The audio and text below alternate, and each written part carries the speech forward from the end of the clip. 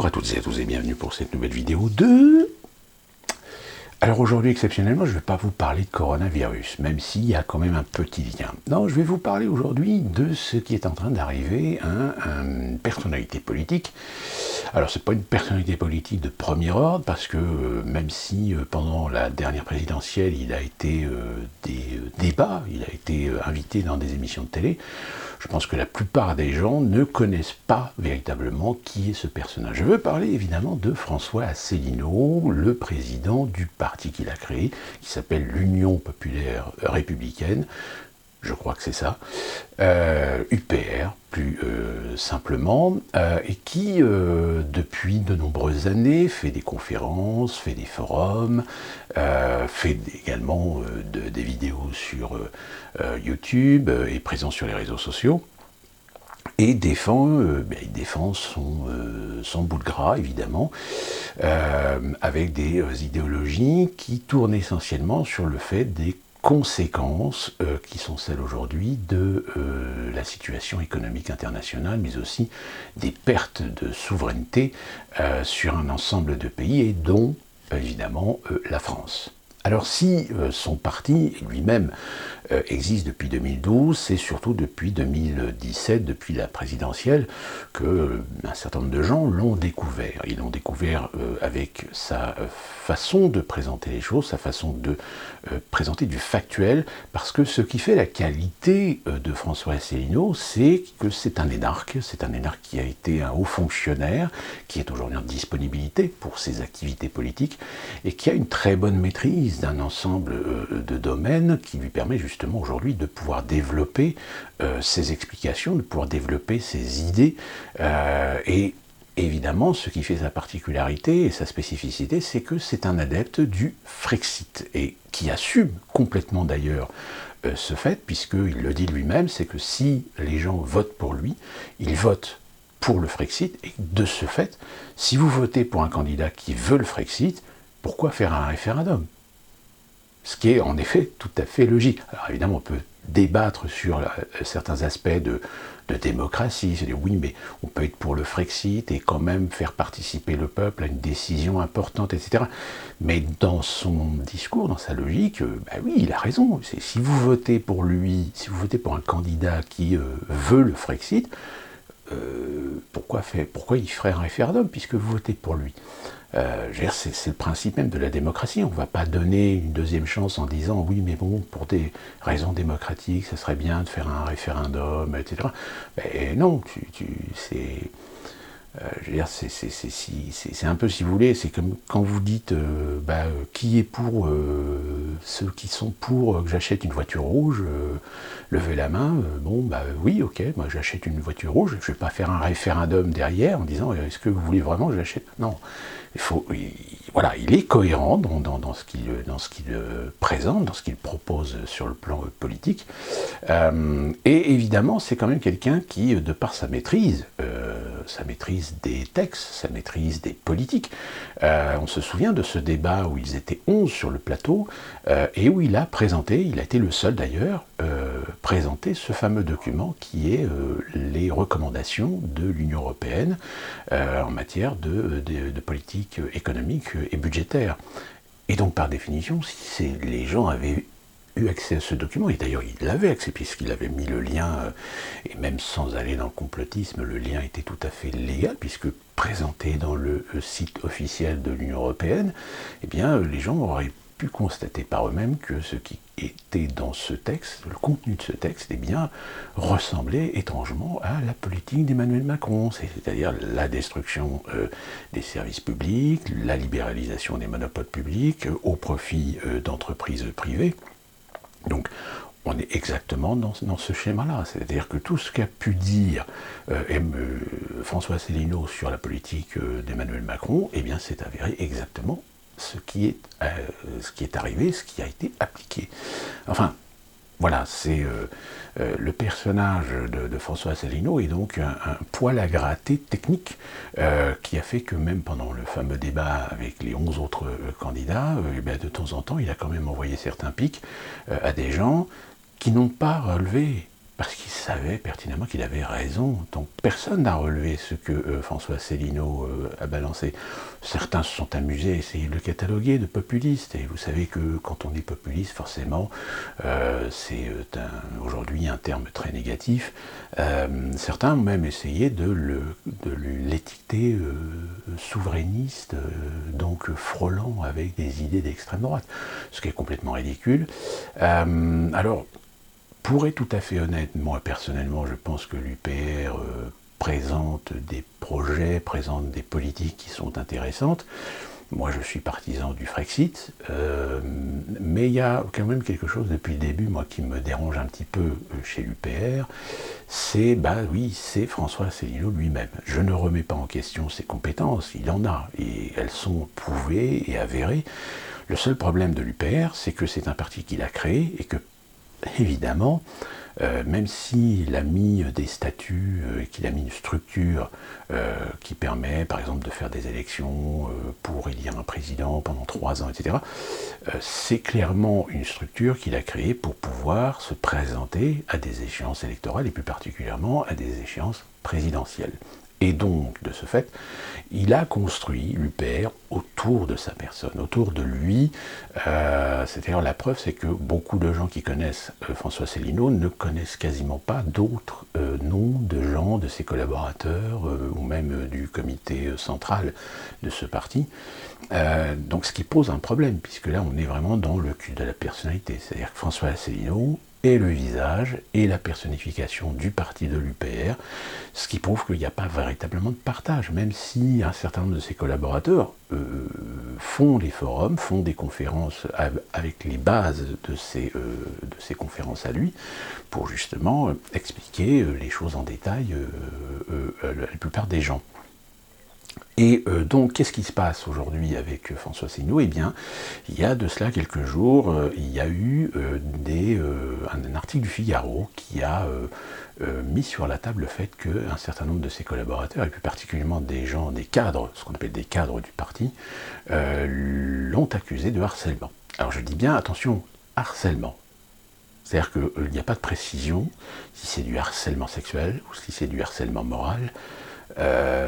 Sauf que, évidemment, quand on balance ce genre d'article avec ce genre d'informations, tout de suite les réseaux sociaux ont réagi. Et ils ont réagi comment? Et comme d'habitude, c'est-à-dire que vous avez des gens qui ont réagi émotionnellement, avec leur sensibilité, et pour certains, ont déjà mis la corde au cou au président de l'UPR en le traitant de pédophile, de harceleur sexuel, etc. Même beaucoup de gens font des tweets en mettant le tweet ou le hashtag, comme on dit. Ouais, c'est ça, c'est le hashtag balance ton porc. Sauf que c'est juste un article du Figaro. C'est-à-dire que pour l'instant, il n'y a pas d'enquête, il n'y a pas de plainte de déposer, même si les membres du comité prétendent le contraire. Sauf que il se trouve que dans le fil des événements, François Asselineau, qui pour l'instant n'a pas fait de déclaration officielle en vidéo, n'a utilisé qu'un certain nombre de réseaux sociaux pour expliquer son point de vue, il semble que d'un certain nombre de gens qui l'accusaient, ou qui ont signé, ou qui étaient en accord avec cette contestation, déjà certains d'entre eux se sont récusés. C'est-à-dire, vu la proportion qu'a pris la chose, on peut d'ores et déjà se dire que, à mon avis, le Figaro a fait un article à charge. Pourquoi est-ce qu'il aurait fait un article à charge? Eh bien tout simplement parce que Asselineau dérange. Il dérange pourquoi? Tout simplement parce qu'il se rend compte qu'il y a de plus en plus de gens qui vont voir ses vidéos, qu'il y a de plus en plus de gens sur les réseaux sociaux qui partagent ses points de vue, ses présentations, ses explications, la façon dont il a de décortiquer, plus particulièrement sa façon d'expliquer la crise actuelle en matière de coronavirus. Et c'est le seul politicien qui aujourd'hui accuse un certain nombre de personnalités politiques au sein du gouvernement, comme il accuse le président de la République, d'être coupable aux yeux d'un certain nombre de textes, d'un certain nombre d'articles, d'un certain nombre d'éléments de la Constitution. Et c'est le seul qui fait remonter cette information-là. Je rappelle, c'est un technicien, c'est un technocrate qui connaît bien ces sujets, et quand il dit que le président de la République ou le Premier ministre sont coupables aux yeux d'un certain nombre de textes issus des institutions de la République, eh bien, il n'accuse pas à tort et à travers. C'est qu'il a les textes, c'est qu'il a les référents pour se permettre ce genre de remarques. Donc forcément, il dérange. Donc, dans l'état actuel de la situation, que peut-on penser des choses? Eh bien, j'ai envie de dire, déjà, premièrement, faire comme normalement on devrait faire lorsqu'il y a des gens qui sont accusés comme ça, soudainement, d'actes délictueux, d'actes criminels, que ce soit du harcèlement sexuel, du harcèlement moral, etc. Vous savez, c'est exactement la même chose que tous ces problèmes qui arrivent devant un tribunal et qu'après le tribunal est obligé de se démerder pour essayer de prêcher le vrai du faux et le faux du vrai. Ça veut dire quoi? Ça veut dire qu'il est toujours facile d'accuser des gens de quelque chose, sauf qu'après il faut le prouver. Il faut le prouver, il faut l'étayer, il faut essayer de trouver des éléments à charge ou à décharge, de telle manière à pouvoir crédibiliser si oui ou non, en effet, il y a bien eu harcèlement, si bien en effet, il y a un problème qu'il faut traiter. Sauf que malheureusement, les réseaux sociaux aujourd'hui sont devenus ce qu'ils sont, c'est-à-dire presque des tribunaux populaires, c'est-à-dire qu'un certain nombre de gens tout de suite se font un avis et se font une opinion et l'expriment et sont catégories dans leur façon de voir les choses. Je ne parle même pas des trolls, puisqu'évidemment, quand on voit les tweets qui sont actuellement sur Twitter, qui parlent et qui répondent en commentaire à cette affaire, il y en a beaucoup qui sont très radicaux, il y en a beaucoup qui sont très catégoriques. Il suffit tout simplement d'aller voir sur leur profil pour se rendre compte que, ils ont une appartenance politique dont on comprend qu'ils ont tout intérêt à ce que Asselineau dégage, comme vous en avez aussi certains qui font preuve, pas forcément de recul, et n'ont même pas d'ailleurs le recul suffisant pour se dire que peut-être cette manigance, cet événement est un non-événement et qu'ils cherchent tout simplement à décrédibiliser une personnalité politique par rapport à la situation.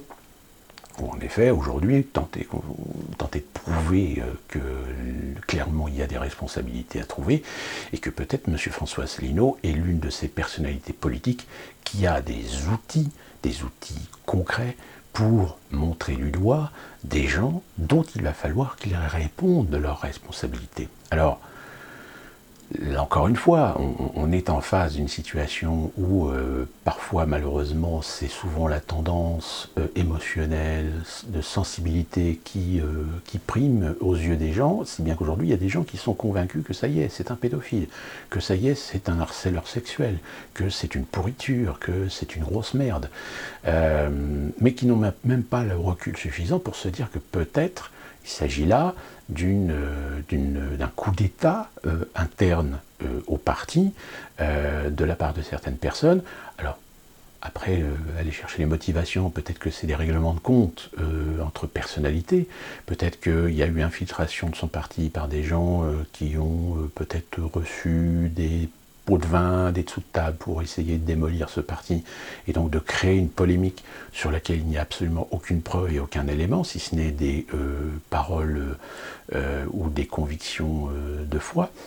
Mais je le rappelle, aux dernières nouvelles, on a parmi les gens qui l'ont accusé de harcèlement, des gens qui ont récusé leurs accusations, parce qu'ils se rendent compte que ça prend des proportions où on a fait de la déformation, et plus particulièrement l'article du Figaro, qui a très clairement construit son article de telle manière à vraiment convaincre le lecteur que François Asselineau est coupable.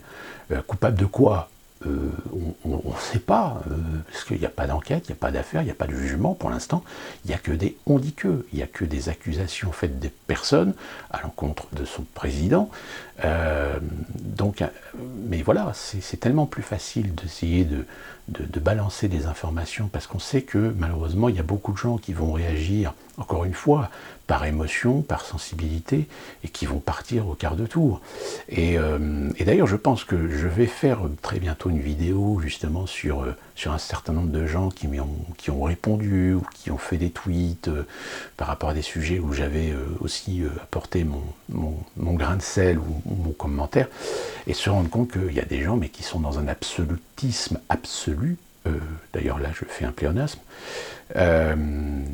qui sont dans des convictions que même quand vous essayez de leur sortir la tête de l'eau pour essayer de les amener à de la raison et du bon sens, vous vous rendez compte qu'il n'y a rien à faire. Ils sont, voilà, ils sont dans leur matrice finalement, et ils n'arrivent pas à s'en sortir. Ils n'arrivent pas à en sortir, même quand vous leur mettez les choses devant le fait accompli, il n'y a rien à faire. Ils ne veulent rien comprendre.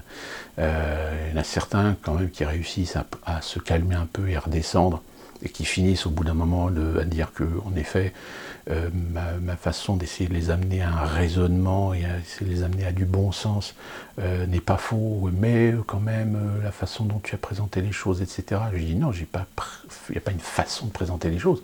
Je dis les choses de façon claire, nette, précise. Justement, je fais attention d'utiliser les bons termes, les bons mots.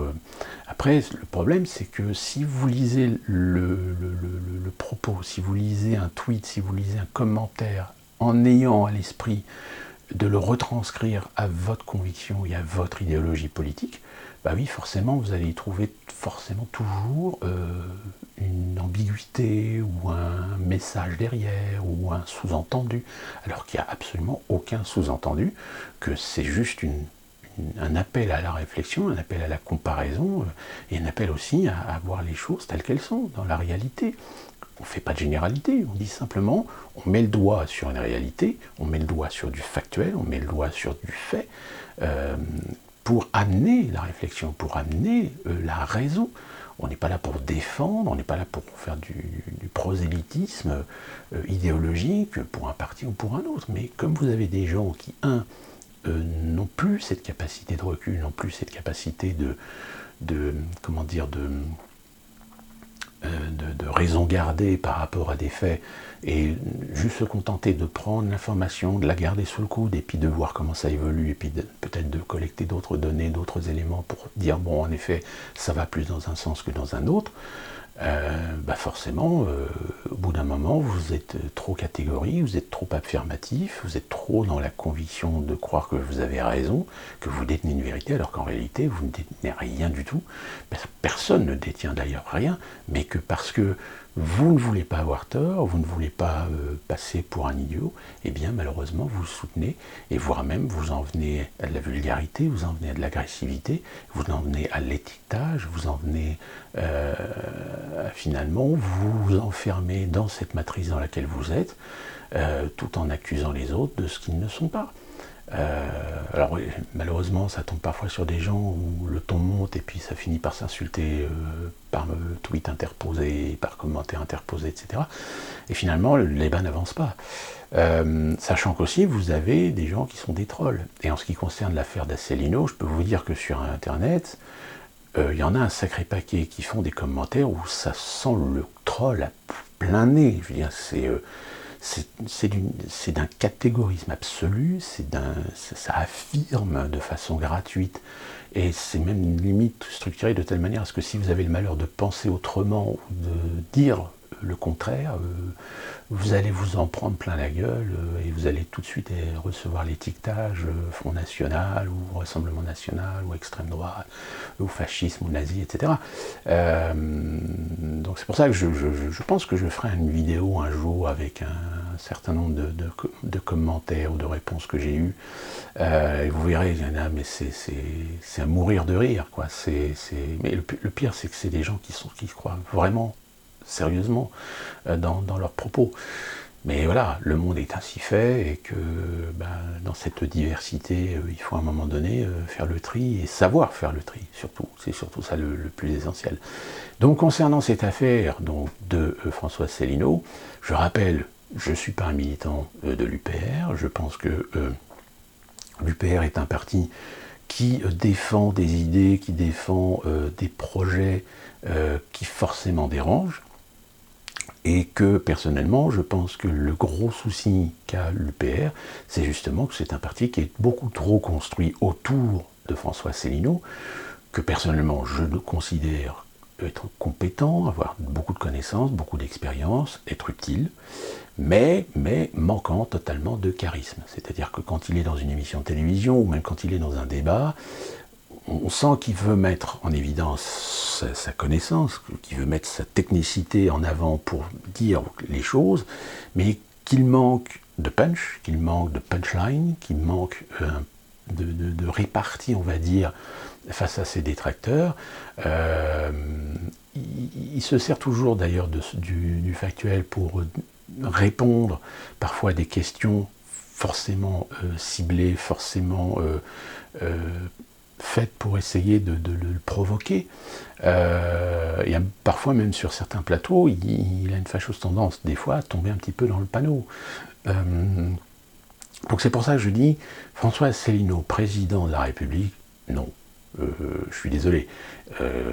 Dans un gouvernement, oui. Je pense que ministre du budget ou même ministre de l'Intérieur ou même Premier ministre, je vois mal François Asselineau, Premier ministre ou Président de la République. Donc c'est pour ça que c'est un peu le problème de ce parti, c'est que malheureusement, on ne connaît ce parti que par son propre président, c'est-à-dire François Asselineau. C'est-à-dire qu'on n'a pas d'autre nom dans ce parti.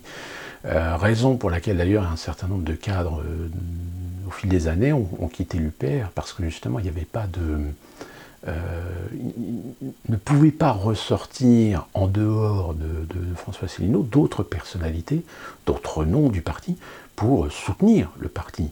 Il y a un monsieur qui je crois qui est avocat, qui vit aujourd'hui soit Martinique ou Réunion, je ne sais plus, qui a été à l'UPR, qui a quitté l'UPR, qui avait fait une vidéo où justement il expliquait ça, il expliquait le problème de l'UPR, c'est que tout est concentré sur Asselineau, c'est-à-dire que même des cadres qui essayent de vouloir se mettre un peu plus en avant pour essayer de promouvoir le parti, pour essayer de consolider la crédibilité même du parti, de l'image du parti, eh bien, ils sentent bien qu'ils ne peuvent pas le faire, ils n'y arrivent pas à le faire, parce que François Asselineau monopolise l'ensemble de l'image de l'UPR.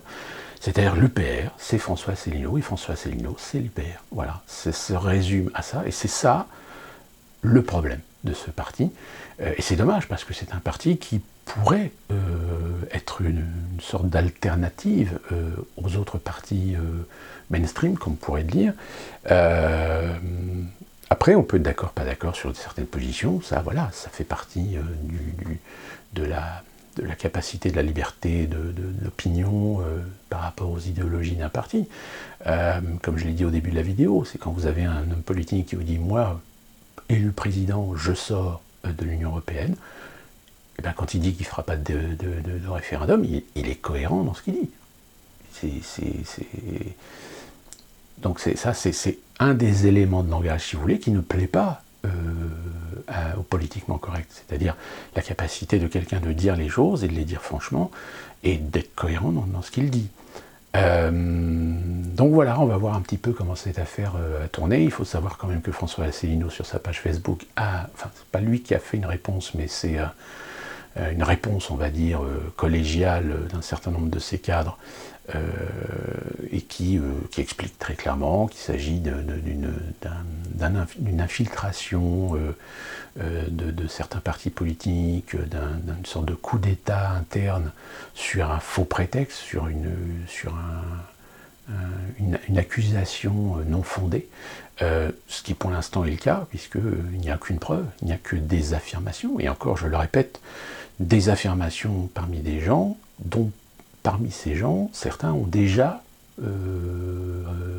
récusé leur propre prise de position par rapport à ça. Parce que justement, l'article du Figaro a été structuré de telle manière, de façon assez malhonnête, on va dire, pour justement essayer de démolir le président de l'UPR. Et évidemment, aujourd'hui, quand on fait ce genre d'article, quand on fait ce genre d'attaque envers des gens, on sait pertinemment que les réseaux sociaux vont relayer l'information, et que là, ça va partir en vrille un petit peu partout, n'importe comment. C'est ce qu'on voit d'ailleurs aujourd'hui, avec alors, émeute est un bien gros mot, on va dire des troubles de la part d'une minorité d'individus qui foutent le bordel dans un certain nombre de banlieues. On n'est pas dans des émeutes proprement dit, mais quand vous regardez la presse, quand vous regardez les médias, quand ils en parlent, parce qu'il y en a certains qui ont décidé de pas trop en parler, on voit les mots émeute, alors qu'il y a là, il n'y a pas d'émeute. C'est quoi? C'est une quinzaine, une vingtaine d'individus qui foutent le bordel dans un quartier de certaines banlieues. Sauf qu'évidemment, ce qu'on attend face à ce genre d'événement, c'est que l'autorité réaffirme non seulement l'autorité et la sécurité dans les quartiers, mais aussi la loi de la République. Alors là, on se rend compte qu'il n'y a rien. Hein, en plus, avec cette affaire de ce monsieur qui s'est planté en moto, alors qui l'a poussé, qui l'a pas poussé, il est tombé tout seul, il est tapé sur le poteau, il s'est pété la jambe. Il y en a qui ont dit ouais, c'est la jambe coupée, il va être handicapé, etc. Je veux dire, quand on voit quelle ampleur prend des informations avant même qu'elles soient confirmées, affinées, démontrées, bah oui, il y a des gens qui profitent de la situation. Tout comme des fois, quand vous avez un événement, vous avez des fois des gens sur Internet qui vont vous montrer une vidéo percutante, qui va aller justement chercher votre émotionnel, votre sensibilité, alors que cette vidéo, c'est une vidéo qui date d'il y a 3 mois, par exemple, ou qui concerne un pays qui ne concerne pas du tout la France. Donc, c'est pareil, voilà, ça fait partie des outils de manipulation que tous les partis politiques pratiquent, hein, que toutes les idéologies, ou des gens faisant partie de ces idéologies, pratiquent. Il n'y a pas d'exclusivité, genre c'est l'extrême droite, non, l'extrême gauche elle fait la même chose, la gauche, la droite, le centre, ils font la même chose, ils font de la manipulation pour justement essayer d'inciter ou d'aller chercher l'émotionnel des gens et la sensibilité des gens pour les amener à un constat que normalement ils n'ont pas, je dirais, le droit de faire, puisqu'ils n'ont pas tous les éléments pour se faire une opinion ferme et définitive. Mais on incite et on manipule les gens pour qu'ils aient acquis cette opinion, cette idée, ce sentiment que l'on veut leur incrémenter dans la tête. Et bah, concernant l'affaire Asselineau, c'est ce qui se passe. C'est qu'il y a, voilà, on a jeté une pierre dans la mare, et il y a des gens qui ont foncé la tête baissée dedans et qui aujourd'hui sont persuadés, sont convaincus qu'Asselineau est un harceleur, même harceleur sexuel. Alors que, encore une fois, la condamnation qui lui a été mise sur le dos, c'est harcèlement. Il n'a pas été précisé si c'est du harcèlement sexuel ou du harcèlement moral. Hein, enfin, voilà, c'est un événement, si vous voulez, qui touche une personnalité politique aujourd'hui en France, mais qui finalement est le résultat d'une continuité de phénomènes qui tentent à dénaturer, à déstructurer, à jeter le discrédit sur des gens qui finalement ne sont que des gens comme vous et moi, qui n'ont rien à se reprocher, mais qui, parce que émettent, profèrent, expliquent, démontrent des sujets qu'il ne faut pas que les gens comprennent et que fatalement ça gêne la bonne pensée unique, et ben ces gens-là, faut les éliminer. Et je terminerai par une constatation qui a été faite sur Twitter d'un monsieur qui a dit, mais de toute façon, il faudrait qu'il y ait une personnalité qui arrive à ressortir, à faire le nettoyage de tout ça, etc. Et je lui ai expliqué ceci. Je lui ai dit, le problème, c'est que le système, il est verrouillé. Ça fait depuis des décennies qu'il est verrouillé. C'est-à-dire que même si vous êtes intègre, si vous êtes en totale abnégation, si vous êtes totalement désintéressé, si votre volonté, c'est d'apporter de la qualité dans le débat, dans la politique, pour progresser et peut-être accéder à vous proposer à l'échéance électorale, dans le cadre d'élections, maire, député, président de la République, si vous démontrez de votre intégrité, de votre intérêt pour le peuple et pour la France, soyez assurés que vous n'arriverez jamais à être mis en avant, que vous n'aurez jamais accès aux tribunes pour vous faire connaître, parce qu'on vous bloquera la porte à ces cet accès avec les Français, parce que justement, parce que vous apporterez peut-être une sorte de parole qui pourrait reconforter, je dirais, les Français vis-à-vis de la politique, vis-à-vis d'une personnalité politique, vis-à-vis d'un leader politique. Et je lui expliquais, je dis jamais, si vous voulez que ça arrive, eh ben, il faut complètement faire tomber le système. Il faut complètement réformer la République, il faut revoir les modes de fonctionnement, les modes démocratiques du pays. Alors vous pensez bien qu'aujourd'hui, ceux qui font le pays politique, ceux qui font le pays législatif et constitutionnel de la France, se sont arrangés pour se garder de tout changement, de se garder de ce genre d'individus pour préserver leur petit monde, leur petit milieu et garder le pouvoir. Et surtout, est encore plus vrai, permettre à un État profond de garder la main sur les leviers de l'autorité, sur les leviers des hauts fonctionnaires, sur les leviers sur le gouvernement et sur le président de la République. Ils existent aujourd'hui, on le sait. C'est plus particulièrement les banques. Les banques ont aujourd'hui une influence sur l'État français. À partir du moment où un État est endetté, qu'est-ce que vous voulez qu'un État remette de l'humanisme, de la solidarité dans le système financier? Si vous ne l'avez pas compris avec Hollande, mon ennemi c'est la finance, et que à peine 12 heures après il va à la City pour rassurer les marchés financiers que oui, mais enfin ce que j'ai dit, vous savez, c'est juste pour faire plaisir aux Français, c'est pas l'intention ce que j'ai de faire. Donc voilà, c'est un peu ce problème-là. Mais voilà, le système politique, à partir du moment où vous comprenez les rouages, à partir du moment où vous comprenez les centres d'intérêt, les conflits d'intérêt et je dirais les rouages des systèmes d'influence et de lobbying dans un système ultralibéral et mondialiste, qui est celui aujourd'hui qu'on est peut-être en train de remettre en question, mais qu'on ne remettra pas en question, parce qu'aujourd'hui, il faut savoir que les pouvoirs sont entre les mains de gens qui n'ont absolument aucun intérêt à ce que les choses changent. Au contraire, ils vont tout faire pour asservir toujours plus les pays, voire détruire les États-nations et asservir leur peuple. Ça fera peut-être l'objet d'une autre vidéo aussi. Donc voilà, affaire à suivre, voir ce qui va se passer pour François Asselineau.